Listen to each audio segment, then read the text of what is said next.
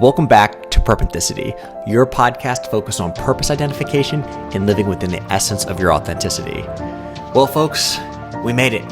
We're at the end of 2020. So with this episode, we're going to be taking a look at our relationships towards new beginnings and also towards endings as we embark on a new year of possibilities, but also appropriately close a year that has been unlike any other that we've seen before. So stay tuned, and we hope this supports you into what comes next for you on your own purpose journey. Thank you for following along, and again, if you'd like and want to stay subscribed to our content, please press the subscribe below. See you on the other side. So maybe we could start. I have a good starting point could be, do you have a favorite? And you can pick whether it's a beginning or an ending, but what's your favorite beginning or ending of 2020 so far? Like if you could stack rank it. Oh, first off, I really like being prompted with a question to start, and a question that I was not ready for. Like, genuinely, that's not sarcasm. My favorite beginning and ending. Damn, man, that's a tough one. So, one clarifying question: am I going to give you the best thing that began and the best thing that ended, or Just one or the other? Wow.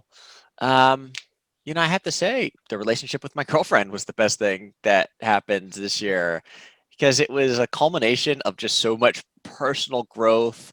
And I had to change a lot to put myself in position to where I could love, open, be vulnerable, connect, and just be fully present for somebody else. And so, although that's one moment, but it encapsulates probably 2 years at least worth of like searching and doing some tinkering for myself. So that's actually, I'm kind of surprised that that's the answer because there was a lot of things that started this year, but I'd say that was the best one for me. We can cut out the surprised part. We'll just keep it genuine. So when she listens, she's like, "Oh, you were fucking surprised, Austin. You're surprised at that." I mean, she would probably say the same thing, but it's just like there's a lot. Hell, I started a coaching practice this year. So I don't take that lightly, but yeah, the number one thing I would have to say is that for me. Awesome, man. So you mentioned it's like a culmination of a couple of years of work. Why? I mean, aside from the fact that you guys are freaking awesome together, like, why is that the big thing for you? What does that mean this year? Like, why is that beginning so important? Well, for me, I think it's also kind of just breaking through. For me, a lot of times in relationships, I held people to arm's length distance. And like it was one of those things where I didn't even realize I was kind of doing it. It was just kind of what I had seen and like what I had kind of learned growing up. So it took just like a lot of introspection to be like, all right, I've got to go back and review like why am I getting to X point in relationships and there's a repeatable pattern where basically it starts to flatline. And it looked like I was holding parts of me back. So when I say that, it took a lot of time to notice that, to be able to start actively working. And like, you can say, hey, be vulnerable and like be open and share everything, but you have to practice it. And there was a lot of scary moments this year that I actually had to do it. And I had to jump into situations where I didn't know how things were going to end. I couldn't control it. It was like truly just like trusting and believing in another person. So, and I don't take that as a light. That was something that was very, very difficult for me and is present in probably some of the other different projects that are going on in my life, whether it be my business, work. But this one I'd say has had the most meaningful effect. Yeah. How long have you guys been together now? We have been together for 7.5 months. Let's go. And the crazy thing is just like, even like you want to talk about beginnings and endings. I ended the year by ending a relationship. That's what I was just thinking. I thought I remembered that.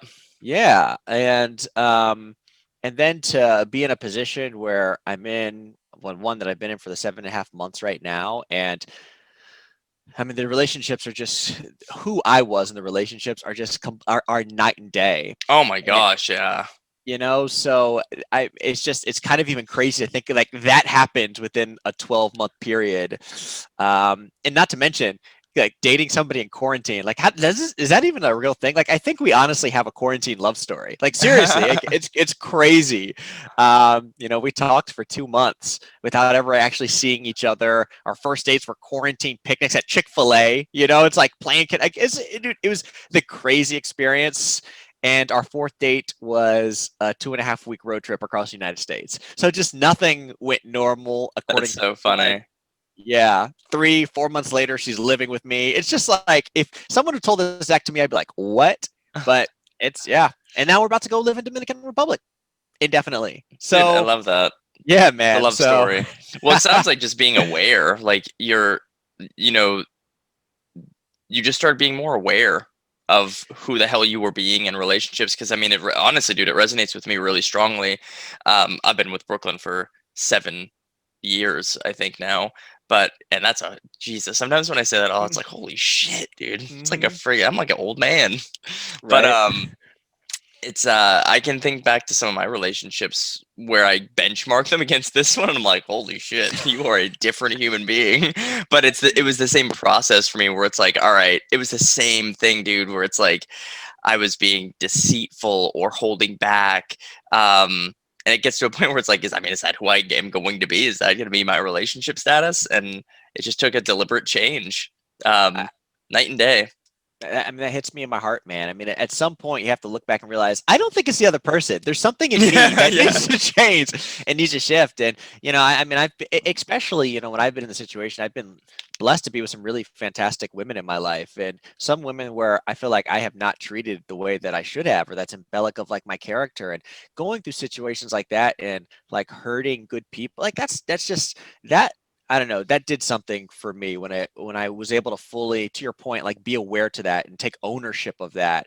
And then it kind of becomes simple. It's like, well, what do I want to choose to be now moving forward?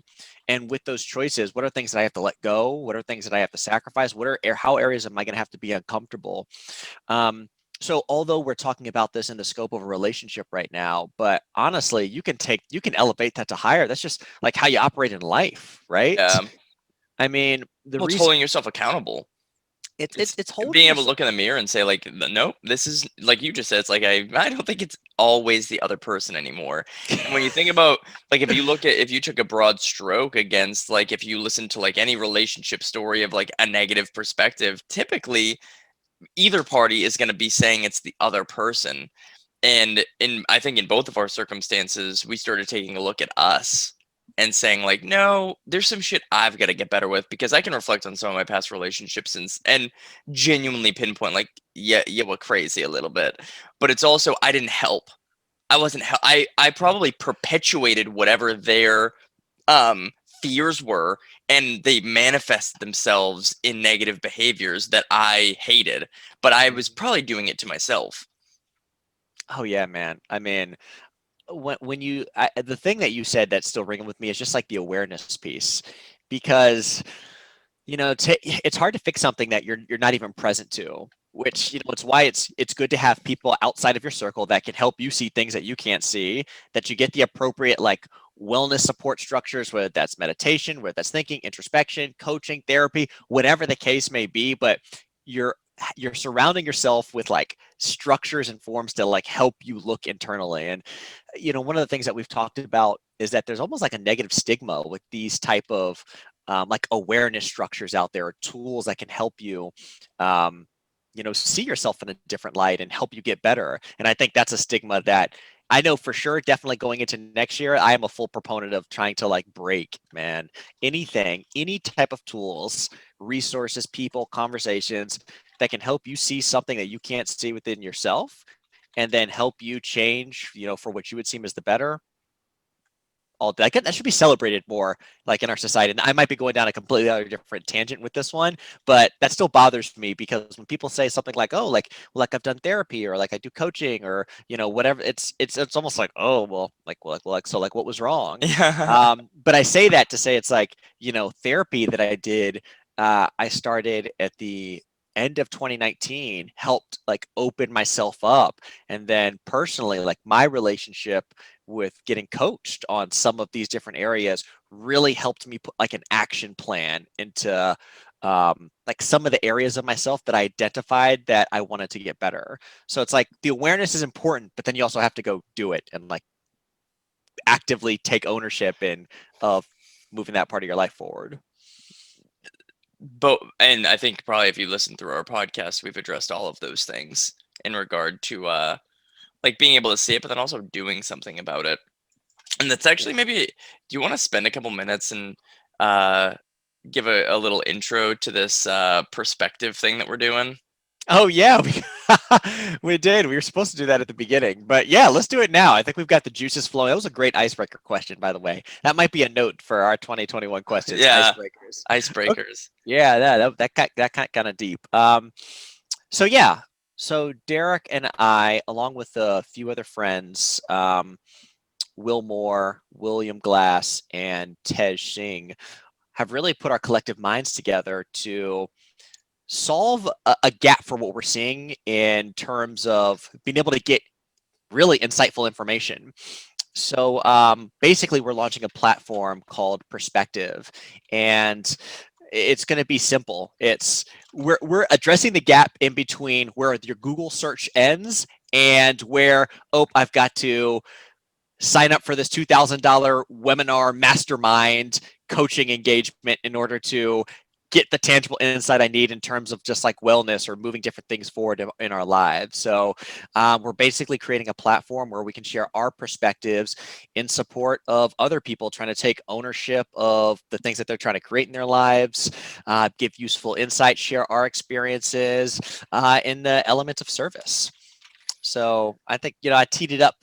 Please add any other color that you would like to bring this bad boy home. Well, you kind of just slayed it, because that's exactly what we're doing, is just providing a free service that honestly I wished that I had when I was, kind of coming to terms with what I wanted to be and who I wanted to be and the things that I needed to change. Um, it's been something that was on my heart for a long time, because I felt like YouTube videos literally changed my life, dude. Like, I'm not shitting you. Like, when people, I was doing an interview a few months ago and someone asked me who my mentor was. I was like, well, I don't have one like in human form. I consider my mentors like Les Brown or Tony Robbins or Eric Thomas, because those were the people that I gravitated to, and they gave me the content that I needed to hear to build myself up. But I got to this point where I felt like I graduated from that. I felt like I had graduated from that content, and it wasn't packing as much of a punch for me anymore, because it's like those things will yell like, you're the one, you're meant for this, fight, push. It's like, all right, dude, like I do that. Like I've done that. I've accomplished, like, you don't need to tell me to push anymore. I'm never going I'm to a be hustler. outworked, I'm a hustler. Got it. but Yeah. they helped me. Like, those YouTube videos helped me, but what I found myself was stuck in this, like, I'm there. Now what? Like, now I want to level up, but I didn't know where to go for it. Because, well, I guess I did. I could go spend 3 grand on a mastermind, or I could spend money on a monthly basis on like a executive coach. But it's, dude, that's such a big decision to, first of all, take an investment of, I mean, I'm probably speaking right to your heart right now, but like taking 4, 5, 600, $1,000 a month and giving it to a person that you really don't know yet. Like, and being like, what are they actually going to help me with? Because Mhm. YouTube is free. I can kind of click buttons as I go. It progresses my story. And it's at my own discretion, versus like I've got to go online and pick a fucking life coach based on, like, do I read their blurb and maybe have an intro call with them? It's like, that's not the How do way you really know? that's not the way my investment mechanism works. Mhm. So that's kind of where the idea for this all came together, is like, how can we give people that unfettered access to growth that doesn't come with some ridiculously cost prohibitive element to it, where you've got to make some like key decision. I've seen websites that charge per the minute to talk to people. Yeah. So this is going to be a collection, like a curation of people like Austin and myself, business owners, life coaches, that are coming out to literally just like create a cool community to help give people context from, wherever they need to level up to, right? Yeah. um you text in, you get a video call, and then if it's great, you tip the person at the end of it. But I'm super freaking excited about it. Oh yeah. No, it's going to be awesome. That's going to be a wonderful beginnings in 2021. So you'll start seeing some additional rollout information as we head into January. But it's something that we're really excited in, and obviously, excuse me, in the honor of just service and wanting to help other people and give people the support that other times maybe we didn't find was as easily accessible to us. So really Yeah. excited about it. Um, And I think that was a nice little parlay into just kind of what we're talking about today with beginnings and endings. Um, you know, your question from earlier in terms of like what was the biggest new beginnings has really kind of got my mind churning right now. Um, so I'll give you a choice. We can go further down the rabbit hole. Live or die. Yeah, with the red pill or the blue pill. I'd be curious to you because we kind of talked about what was the best beginning. I'd be curious to see like what was the most impactful ending for you this year.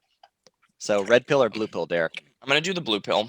I'm gonna go Blue pill. opposite. You already Take did it. the good stuff. Cool. Um, That's partnership in action right there. I feel like I know the ending, but I'm gonna take a second and just do some reflection on my endings. Okay. Um, I think it's also important to note I have some work in progress endings going on, but my ending that was definitely the biggest for me was leaving Gartner. Mhm.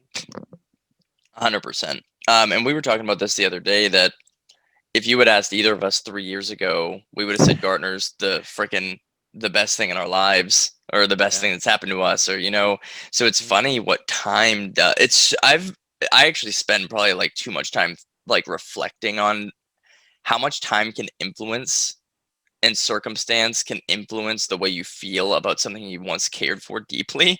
Yeah. Yeah, I was at Gartner for I think a little over 4 years, and for 3 of them, it was like so awesome. I loved it. And then that last year, man, was just really weighing on me. Like it was the first time since joining Gartner that like I was like restless and anxious. I just didn't. I just wasn't in love with it anymore. So it was a big jump to make, but I mean, I effectively started I guess you could not necessarily a new career because I'm still in sales and leadership and just doing consulting. So it was just a big move, man, because I think when you think when you look across the decisions that people make, I think when you talk about a career, people default to safety and stability. And I think I've gotten a lot closer to making more safe and stable decisions, but I mean, I always used to say like if you're not growing, you're dying. Or like if that comfortable feeling isn't actually a feeling you should be feeling. Yeah. And Yeah. Too much comfort stagnates you, right? yeah, man, I mean, the money was awesome. I had a job offer for even more money at the same company, and it's just like, no, I just had that, dude. There's something within me. I get a feeling in my chest when something's over, and like I physically cannot continue. And it's like maybe you could call it either a disability or a superpower. One of the two. I haven't figured it out yet. I'm not old enough, I think, to have figured it out yet. That's But I'm good. being serious. Like I literally cannot continue to do the things that like my body is telling me don't do it anymore. Um, so I freaking left. Yeah. I mean, there's a lot in that. I mean, what jumps out is what you kind of just said. I resonate strongly because when I find that I'm in a misalignment, I'm no longer in love with the thing, and I can't put forth the normal energy, enthusiasm, passion, drive that I have into something, the process, what it feels like, it kind of feels like I'm slowly dying when I'm in that space, because my difference in terms of giving it my all and then just kind of punching the clock on the ticket is so vast. And it's just, so I hear you with that completely, man. And it is so interesting what time can do. And it's not to take anything away from, the experience. And I was at Gartner, what's funny is like we were both at Gartner for similar periods of time. And I left Gartner in 2020 as well, too. But mine was so early in the year. It's great. Like that seems like it was 5 years ago. So when you talk about like the element of time, and that was a huge decision for me too, because it was a company that had done so much for me and provided me so much and allowed me to have some of the skills that have catapulted me in other areas of my life. And it's interesting when you're in that space and you realize that you're not getting the same satisfaction or joy or fulfillment. And there's a really weird thought of having to go explore that, particularly once you've created the structure that's really safe and that provides. So there's almost like this internal question of, do I do with the thing that's like comfortable and safe, or do I jump and kind of see what's on the other side, or if we want to stick with the Alice in Wonderland, that we've got going on, see how deep the rabbit hole goes. Yeah. It's interesting. I remember when I got into leadership there, one of the things that I pulled from like just my time in sales, like in general. Remember, I think I was doing door to door, or it was when I was at Verizon. But every meeting we'd have would always talk about like the career of Verizon or the career of doing door to door. And I just always used to think in my head, it's like, are you fucking stupid? Like, you think people are out here making careers out of this stuff? And it just always felt so off-putting to like never open the door that like other people are gonna go do other things. So Mhm. one of the mantras, for better or worse, that I always used to share was like with my people was like, listen, whether you want to make Gartner a career or you have no freaking idea what you want Gartner to be for you, at least make sure it's a positive step you can reflect back on. Like, are you proud of the things that you're doing? Are you working hard? And it wasn't like literally, I just remember that right now because Gartner just turned into a step for me. Like it felt like it was everything for me for a while. But in that Steve Jobs quote, you can only connect the dots looking backwards. You can't connect them looking forwards. Like when I reflect back, it was just a big step that I was on. I was on it for a while. I didn't know that I was ever going to take another. I mean, of course, I figured I would take another step eventually. You can't hold this lion. You can't cage this lion. But Yeah. it was just a step, and it was a really great step for me. But I had to jump, and I had that feeling that it was just time to jump. And there's a, not to pepper you with quotes, but one of the things that I heard, this is actually, I think I heard this at Verizon actually, was motion causes motion. Mhm. And if you're not out there making ripples in the universe, you're just in stagnant water, like crystal clear and calm water. And that's not where, at least that's not where I feel like I'm meant to be. So if I'm not moving, if I'm not jumping, then I'm not making any ripples that are going to create new opportunities. So for me, that was the thing that weighed heavily for me when I made the decision to leave Gartner was like, all right, it's time to go do your jump. Well, you know what reflects to me in that, and it's almost kind of like part of the reason why we have the show is to talk about like purpose identification, because these jumps that you're making and these steps forward that we are taking and that other people are taking is aligned to your purpose or to your larger calling or to the thing that it is that you want to create. Like it doesn't sound like you're just taking a jump just to fuck it. It's time for me to take a jump, so let me take it. And if you are, cool, but given the magnitude and all the pressure, the thought, the energy that we put into anything, it is tied to wanting to be closer to the thing that brings us fulfillment and joy and energy and purpose.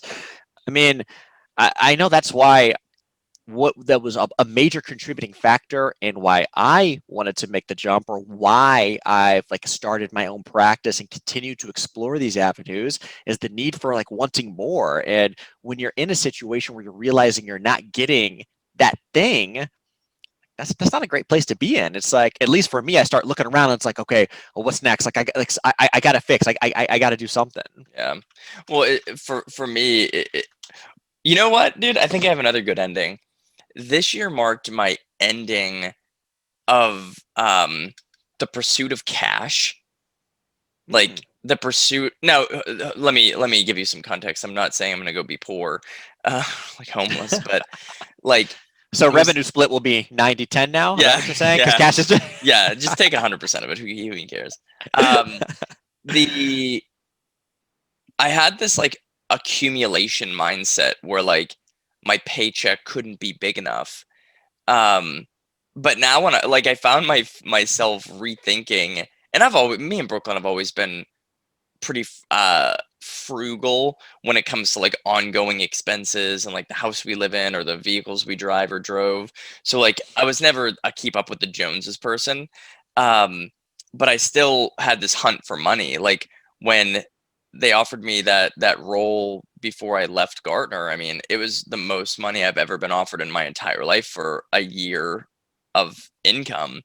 Um, and I said no to it. And I remember distinctly, I was telling you that, and I was like, "This is bananas."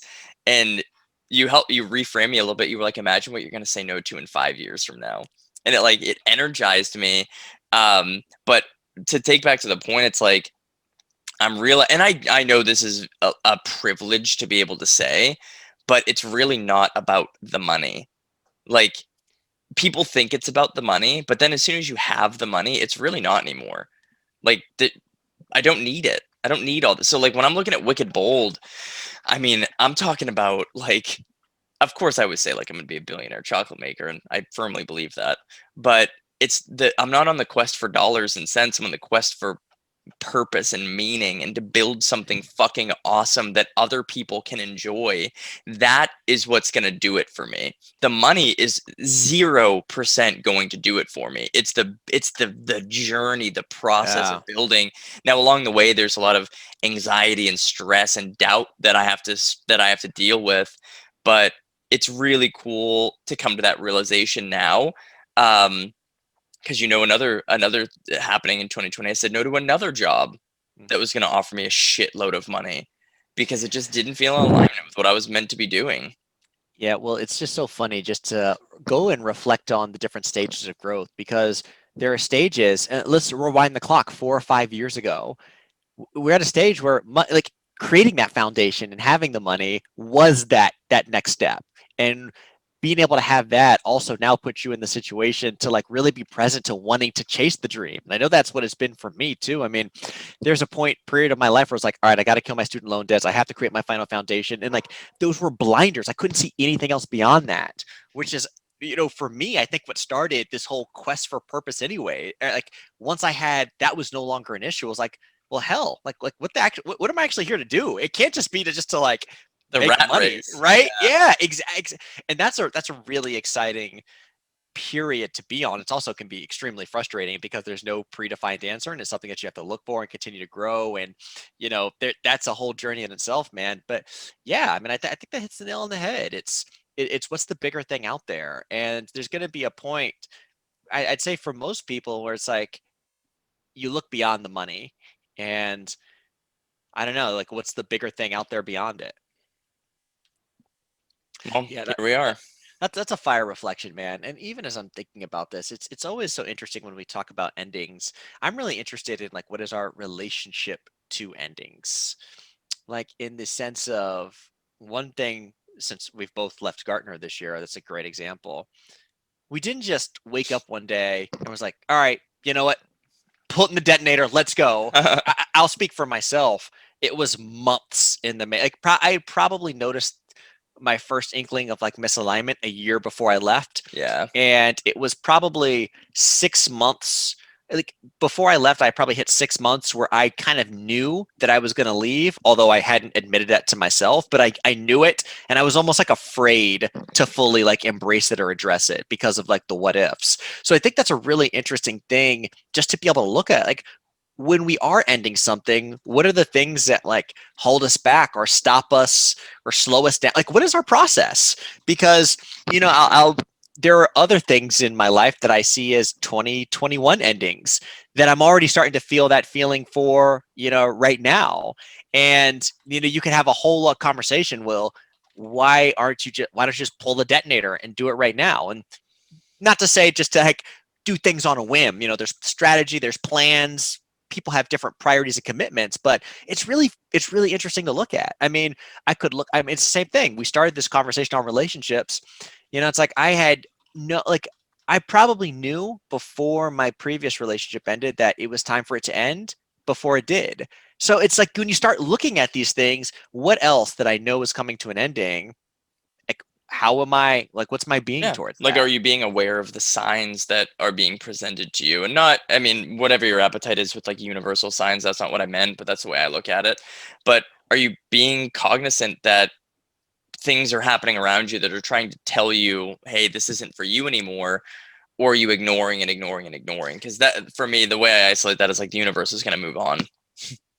Yeah, I mean, there's just look. I mean, look, we're ending a year. 2020 is coming to an end. What's predictable about how you will behave when your year ends?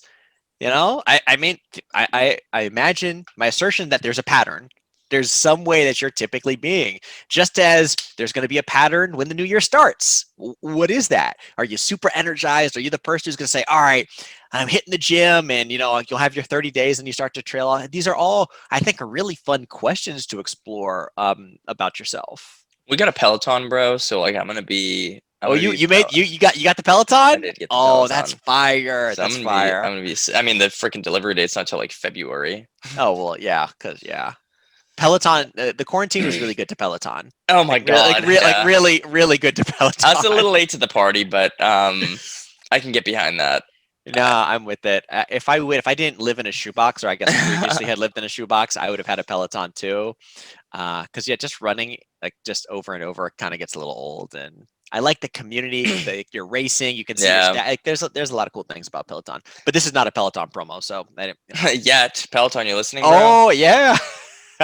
Check out with promo code Purpenthicity. hmm No, dude. I mean that's what it's all about, dude. Is like that the relationship with endings because you can't end anything responsibly if you're not planning for it. Because that's not what we're condoning, right? Like when I left Gartner, same thing. I didn't wake up and I was like, I'm fucking done. It was Yeah. the culmination of really probably knowing that I was done a year prior.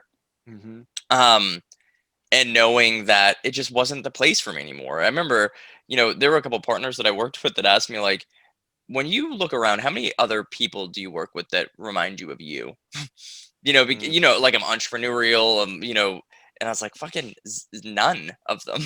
And not Yeah. not in the AE sense, but like my leadership team sense. I just didn't feel like I was home anymore.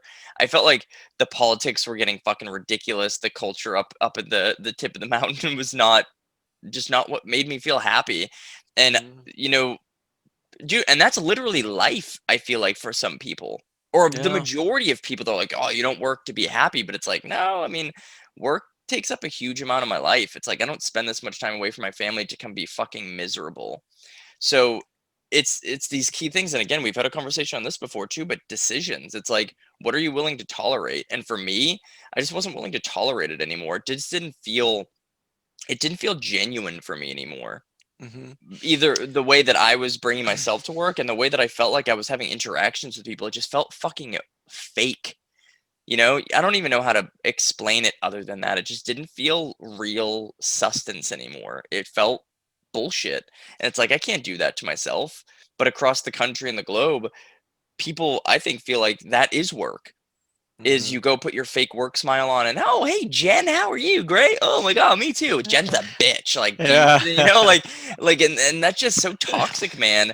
And that's just not the life for me. Yeah, I mean, I think we even planted the seeds for this. It's just like the awareness of it, and I think the challenge that I would have to the listeners is to really start like taking some introspective time to looking at these things and like reflecting on it. Like, what areas like do you notice a misalignment in your life? Is it work? Is it your relationship? Is it something in your family? Is it within friends? And like, it doesn't necessarily have to be like that, and something is not going to change unless you are active in like making it change, or it may change but you won't be in control of what it is, and the change will be done to you versus the Ooh. you know what I'm Oh, that's saying? powerful, Austin. Because you can let something die. Like, for example, you can just half-ass it at work, and after a while, they're probably going to can your ass. You can half-ass it in a relationship. You can half-ass it with family or friends, but it's just it can also just be like encapsulated in just like ownership.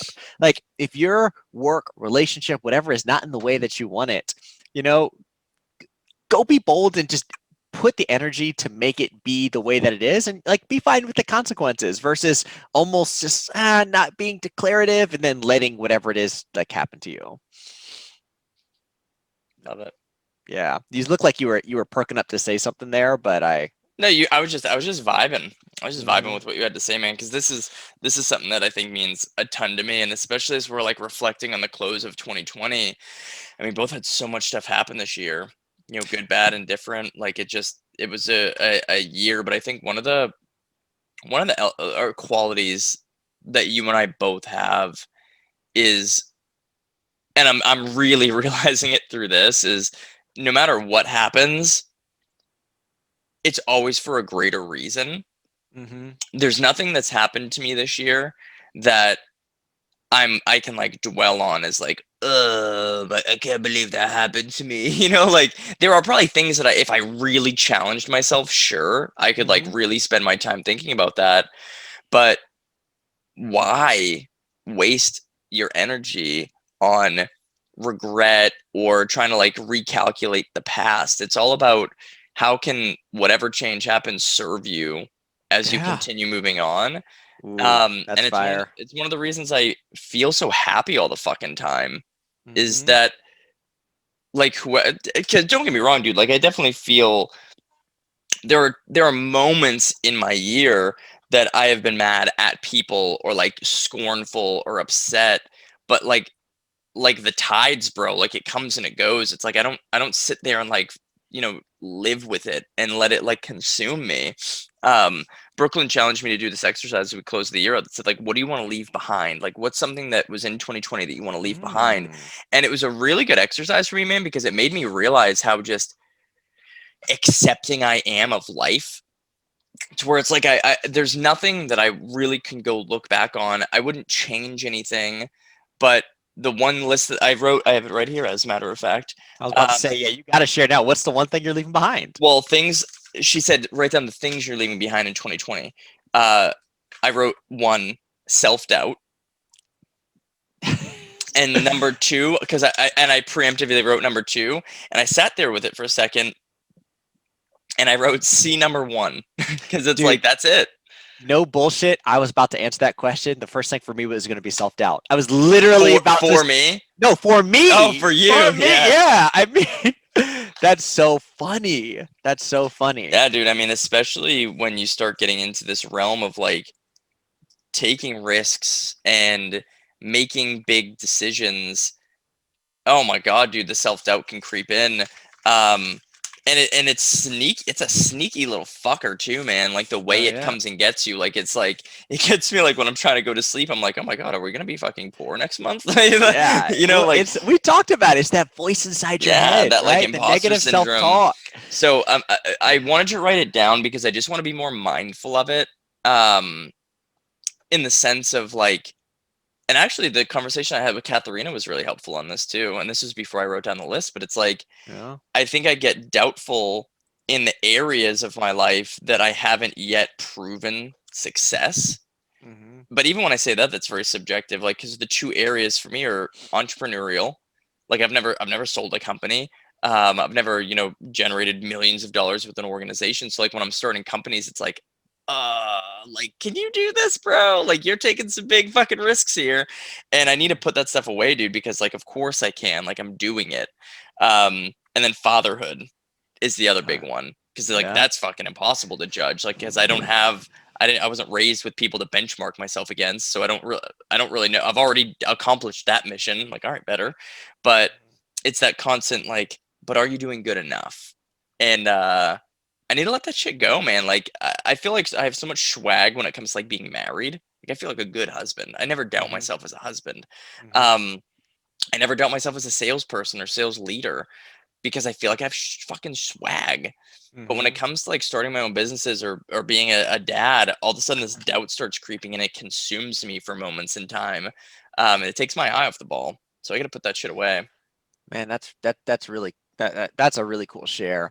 Um, one of the things a theme of today's conversation has been awareness and like putting it on black like on loudspeaker that these are the things I'm going to be leaving behind. It might be useful to think it's like when you are having those moments of flow or self-doubt, like what's like a noticing practice or like a reminder that you can share to yourself to like, I don't know, bring you back to like your greatness because you have been a great entrepreneur and you have been a great father, but it's just like we forget that sometimes in those moments. So that might be something that useful to explore. It's like when you are in that moment, what do I do that says, yo, fuck that? I'm Yeah. Derek motherfucking Cahill. Okay, I'm the best dad on the planet. Entrepreneur, Elon Musk on my phone right now. Like, all right, I'm getting a little hype. I'll calm down. Dude, But I was fucking vibing it, bro. I was about to call Elon. yeah, hit Elon up, man.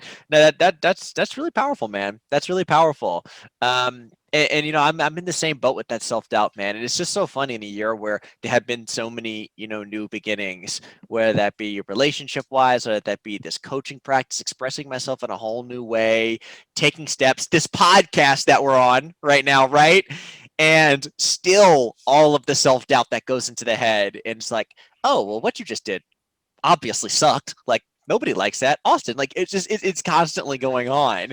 But I imagine it's got to be so funny from just like if I can step outside of my body because you're probably looking like, oh well, there's like a, whether it's good or bad, but there's a lot of activity going on over here. Like that's not I something know. that I would say I is know. self-doubt is not jumping out at me.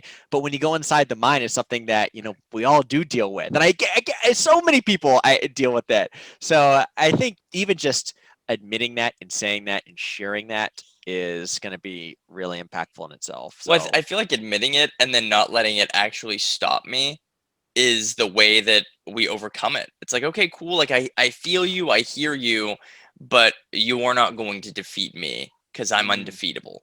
Right, in mm, the sense of like, I'm not gonna let me beat me, motherfucker. Like you're not, I'm not gonna beat myself. There's plenty of yeah. other people out there that want to do that for you. Um, I think that that's the key of it, though. Is like, do people out there feel that self doubt and then let it prevent them from doing something? Yeah. Man, I've just been just kind of reflecting, I guess, on just this whole year. I forget how long this year was, just because of so much happened in it. I don't know about you, DC. I don't know if I've ever had a year where I've experienced such a range of emotions and feelings that I have had. Like this year, legitimately feels like I had 5 years worth of experience in it, which is funny because I was in one place for like the majority of the entire year, like in my apartment on my couch.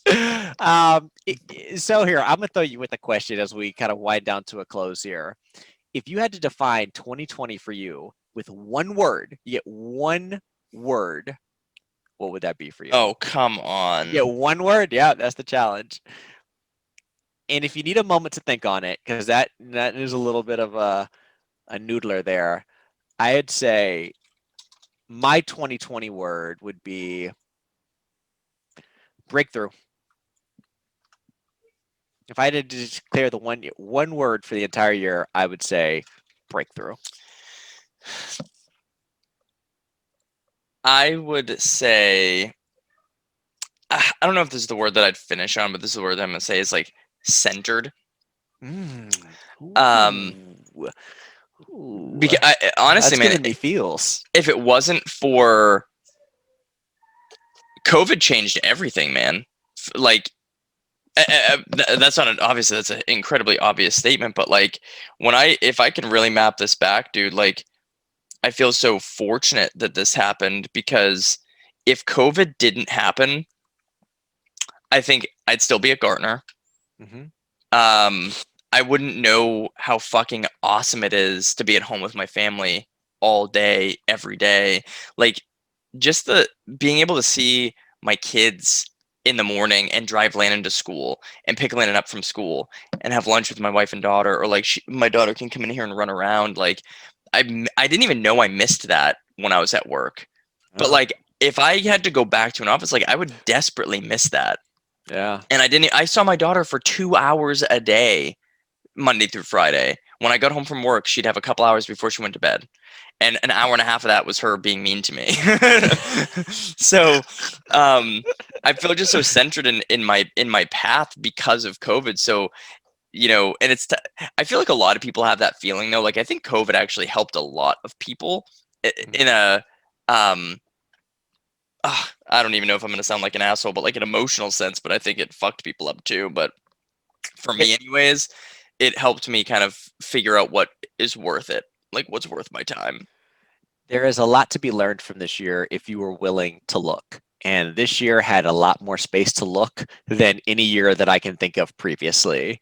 So whether you did it because you were forced to do it or you took the ownership in it, something came of this wild year, man. But I want to cheers us and everyone who's listening for for making it through. And that sounds like a kind of like a silly remark. Oh, we made it through the year, but like let's be real. Millions of people died around the globe this year because of this pandemic, and so I don't know that just that sentiment kind of has new just hits a little bit differently this year. It was an extremely challenging year and we made it. And I know even though this year didn't go the way that I had expected it to go, I can without doubt say that I am a better person for having gone through what I went through this year. And my life would be drastically different had the events that happened this year not happened. And I don't think I would be as complete of a person and set up for what's to come like without that. It So removed a lot of distractions. oh, definitely, man. It simplified things, and it simplified things, it quieted things, and it made you kind of look inside a little bit. So I'd say It solved global warming. oh, yeah. Well, I don't know if we're there quite yet, but yeah, we're getting close. And I think we have to end with just a cheers to Purpenthicity, man. I don't think there's a better way to talk Yeah. about beginnings and endings. Our birthday is December 28, 2019. That's when our first episode came out. And let's see, this will be episode 23, if I'm not mistaken, right? Maybe Yeah, this is will be it 23? Yeah, this will be 23. We had 23 episodes come out this year. And just vulnerable, authentic, and purposeful. Because the reason that we made this has not changed. It's to help people find, embrace, and realize purposeful living and embrace your authenticity, your superpowers. And I don't think there's been a better time for us to come out with this type of message, given the introspection that happened this year, and that purpose and what it means to be you has probably been questioned more than any other year in recent history. So, Derek, I got to say, it's been a hell of a ride for our listeners who have joined us and endured this with us throughout this crazy journey. Thank you. We're so appreciative of it. We love it. We love you. And we are excited as shit for what 21 has to offer for Purpenthicity. Yes. And if you heard this message and you've got questions that YouTube can't answer, text us